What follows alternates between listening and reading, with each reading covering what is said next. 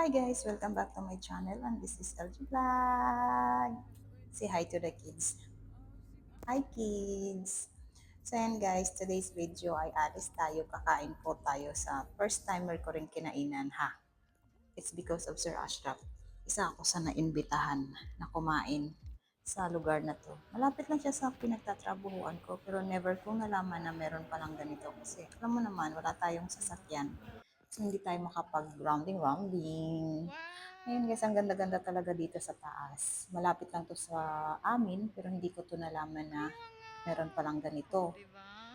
Tingnan nyo sa labas guys, ang ganda, di ba? So, ayan na yung kakainan namin. Spicy hot Spicy pot. hot pot. Choo! Ayan, papasok na sila. Oh, ayan. Ganitong ganito siya dito sa loob. Ayan, 800 baisa yung isang slice. Masarap talaga siya guys nung 'Di natikman ba sabi niya namin. eh ano? Tapos ikaw yung mamumulot Pwede na dyan yan. kung ano yung gusto mong kainin.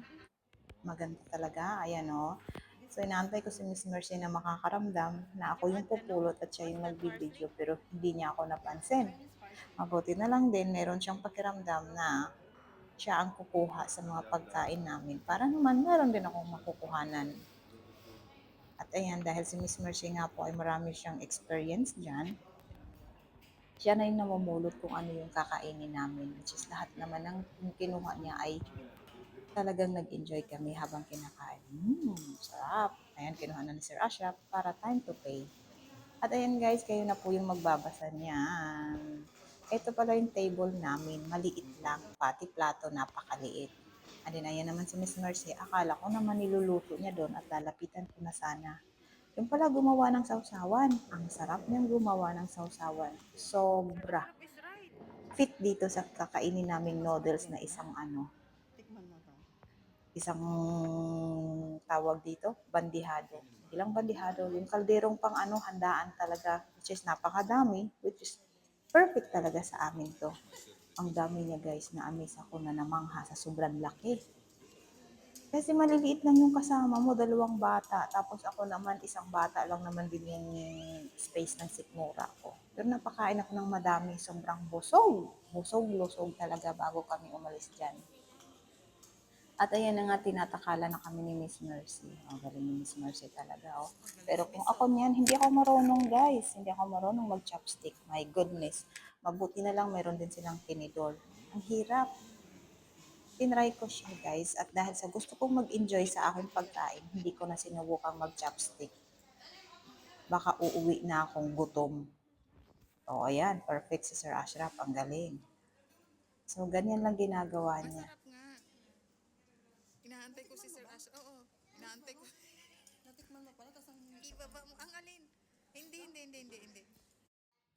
Ang hirap na hirapan kaming ubusin Mag-enjoy ka dyan yung sa pagkain chopstick kasi mo. sa sobrang dami. O, ayan si Sir Ashraf. Ganun lang pala mag-chopstick pag first timer. At ayan, naubos namin yung pagkain. Busog-busog kami dyan. Ang hirap talagang ubusin. At ayan po, pagkatapos namin, check-check muna sa labas. Medyo malaki talaga yung area niya, kitchen area din. Tapos ito yung labas niya, oh. I think it's So pagkatapos namin, nagkunafa pa kami.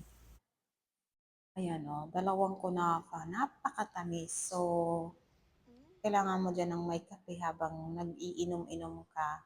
Yan na yung pinaka-sugar mo kasi sobrang tamis niya yan guys. At ayan po, uwian na. So after nyan, tutulog talaga na agad-agad. At saka guys, after talaga namin kumain, ang simbing ng tulog ko. Sarap. hindi ba nga Talagang natin natulog nasilip talaga dito ako ng ito? bongga. After mo kumain ng ganun kadami, talagang antok ang kinalabasan. At ayan guys, thank you for watching. See you for the next video. Subscribe. And thank you for watching. Bye-bye. Thank you kids. See you for the next vlog. Bye guys.